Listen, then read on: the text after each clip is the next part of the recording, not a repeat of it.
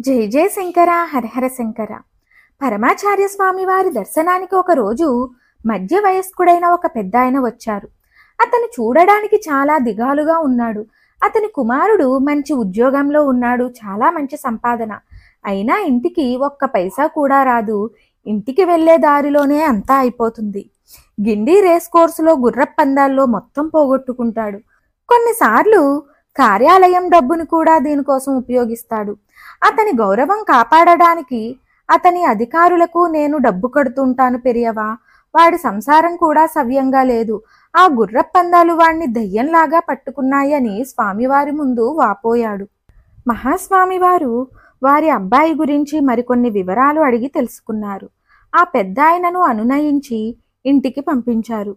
తరువాత మహాస్వామివారు ఆ వ్యక్తి పనిచేసే కార్యాలయంలోని ఒక భక్తి కలిగిన సహోద్యోగిని పిలుచుకురమ్మని శిష్యుణ్ణి ఆదేశించారు.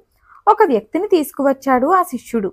అతను స్వామివారి ముందు భక్తితో చేతులు కట్టుకొని నిలబడ్డాడు.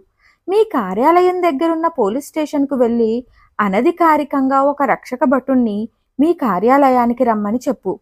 ఆ గుర్రపు పందాలకు వెళ్ళే అతను బయటకు వెళ్ళగానే ఈ రక్షక భటుణ్ణి అతనితో కార్యాలయం లెక్కలలో అవకతవకలకు పాల్పడినందుకు నిన్ను అరెస్ట్ చేయడానికి ఉత్తర్వులు ఉన్నాయని భయపెట్టమని చెప్పు.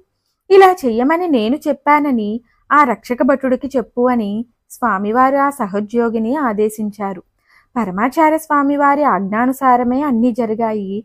అతని మాటలకు ఆ జల్సారాయుడు భయపడిపోయాడు.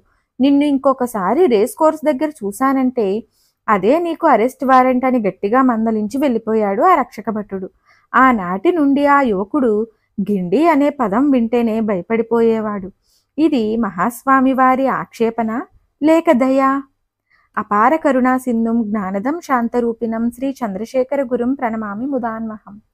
జై జయ శంకర హరహర శంకర.